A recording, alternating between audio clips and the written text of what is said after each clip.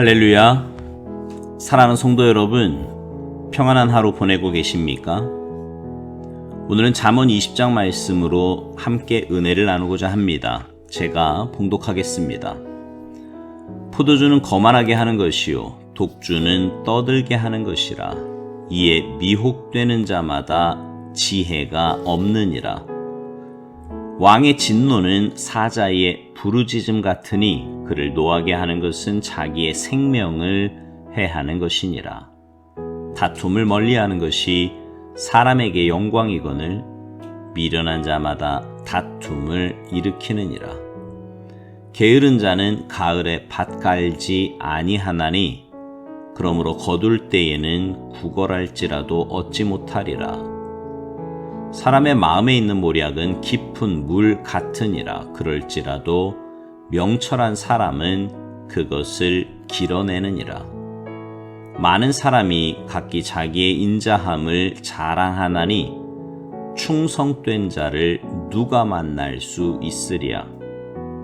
온전하게 행하는 자가 의인이라. 그의 후손에게 복이 있느니라. 심판자리에 앉은 왕은 그의 눈으로 모든 악을 흩어지게 하느니라. 내가 내 마음을 정하게 하였다. 내 죄를 깨끗하게 하였다 할 자가 누구냐? 한결같지 않은 저울추와 한결같지 않은 되는 다 여호와께서 미워하시느니라.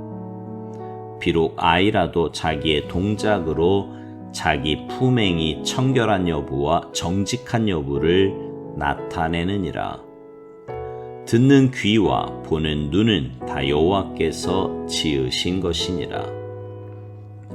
너는 잠자기를 좋아하지 말라. 내가 빈궁하게 될까 두려우니라. 내 눈을 뜨라. 그리하면 양식이 족하리라. 물건을 사는 자가 좋지 못하다 하다가 돌아간 후에는 자랑하느니라. 세상에 금도 있고 진주도 많거니와 지혜로운 입술이 더욱 귀한 보배니라. 타인을 위하여 보증선자의 옷을 취하라.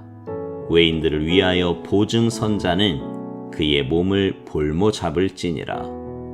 속이고 취한 음식물은 사람에게 맛이 좋은 듯하나 후에는 그의 입에 모래가 가득하게 되리라.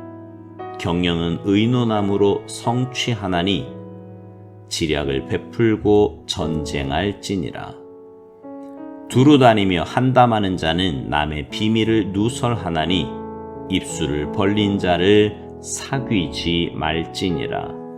자기의 아비나 어미를 저주하는 자는 그의 등불이 흑암 중에 꺼짐을 당하리라.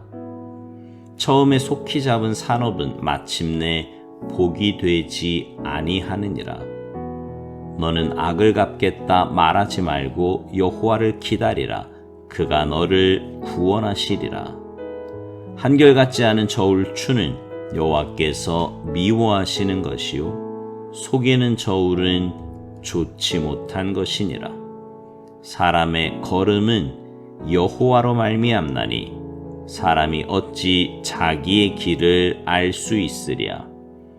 함부로 이 물건은 거룩하다 하여 서원하고 그 후에 살피면 그것이 그 사람에게 덫이 되느니라.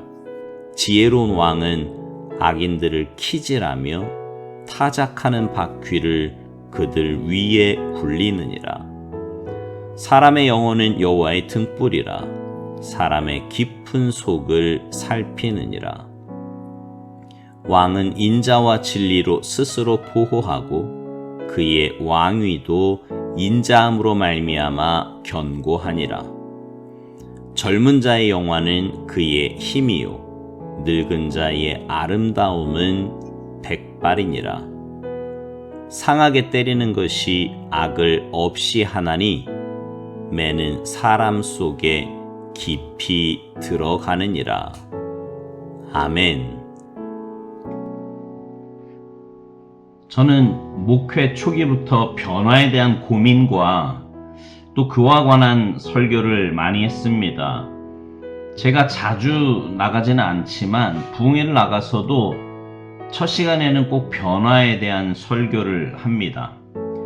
제가 변화에 대해 관심을 갖고 집중하는 이유는 예수 믿는다는 것은 바로 변화하는 것이기 때문입니다.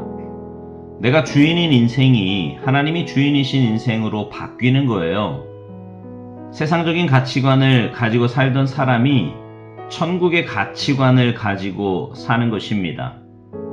나만을 위해 살던 사람이 하나님과 다른 사람을 위해 사는 인생이 되는 거지요.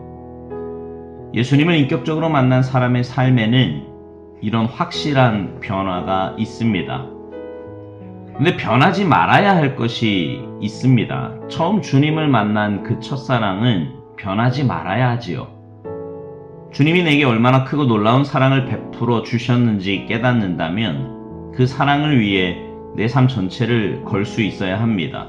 그것이 예수님을 만난 사람의 삶의 모습입니다. 또 주님 나라를 위해 사는 삶에는 변함이 없어야 합니다. 이 땅에 살지만 천국의 소망을 가지고 사는 우리는 눈에 보이는 상황이나 환경 혹은 유혹에 따라 삶의 모습이 변해서는 안 됩니다. 끝까지 천국의 소망을 가지고 믿음의 길, 순례의 길을 걸어가야 합니다. 신앙생활에는요, 이렇게 변해야 할 것과 변하지 말아야 할 것이 잘 조화를 이루어야 합니다. 그래야 건강한 신앙생활을 할 수 있습니다. 오늘 본문 23절에 이런 말씀이 있어요. 한결같지 않은 저울 추는 여호와께서 미워하시는 것이요 속이는 저울은 좋지 못한 것이니라. 우리 인생도 한결같은 모습을 가져야 합니다. 한결같지 않은 모습은 하나님이 기뻐하시는 모습이 아니에요. 사람도 그렇지 않습니까? 한결같은 모습을 가진 사람이 옆에 있을 때 편안하지 않나요? 만약 나와 교제하는 어떤 사람이 자기 기분과 감정에 따라 대하는 모습이 확 바뀐다면 얼마나 불안하고 또 얼마나 마음이 불편하겠습니까? 자기 기분이 좋을 때는 간쓸게까지도 다 빼줄 것처럼 굴다가 조금 마음에 안 들거나 기분이 안 좋을 때면 언제 그랬냐는 듯이 차가운 얼굴로 대한다면 그런 사람은 사실 가까이 하기에 많이 부담스러운 것이 사실입니다. 몇 주 전에 요나단과 다윗에 대한 말씀으로 새벽에 은혜를 나눈 적이 있습니다. 그때 제가 이런 질문을 했어요. 여러분에게는 요나단과 같은 친구가 있으시냐고요? 또 여러분은 주위에 있는 분들에게 요나단과 같은 분이시냐고요? 근데 여러분, 내 주위에 요나단과 같은 사람이 있는 이유는 내가 그렇게 대할 때 가능한 거예요. 무슨 말이냐 하면 내가 늘 한결같은 모습으로 또 주님의 마음과 사랑으로 그 사람을 대할 때 그런 사람이 내게도 생기게 된다는 말입니다. 내가 한결같지 않고 이랬다 저랬다 하면 어느 누가 내게 요나단과 같이 한결같은 모습으로 내 옆을 지켜준단 말입니까? 그렇다면 여러분, 내가 한결같지 않은 모습을 갖게 되는 이유는 뭘까요?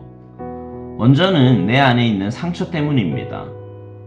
어려서 부모에게 받은 상처이든 아니면 자라면서 친구나 선생님 혹은 다른 어른에게 받은 상처이든 그 상처가 내 마음에 큰 흉터를 내어서 나도 모르게 비슷한 모습을 보면 그런 감정이 생기고 또 그런 모습이 나오게 되는 겁니다. 그러나 여러분, 이런 모습이 내 안에 아직 남아있다면 정말 주님 앞에 나아가 깊이 기도하며 주님의 도우심을 구해야 합니다.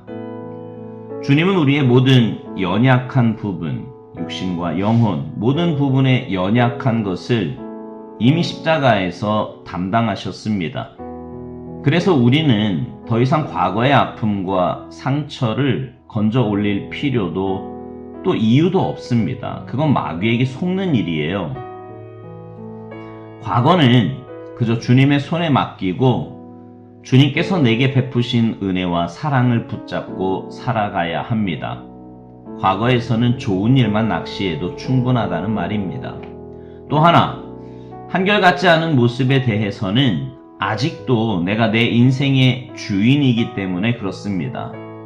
내 삶 전체의 주인은 주님이시지요. 그 말은 내 시간과 물질 등 겉으로 드러나는 것들만이 아니라 내 육신과 감정까지도 내게 속한 모든 것이 다 주님의 것이라는 말입니다.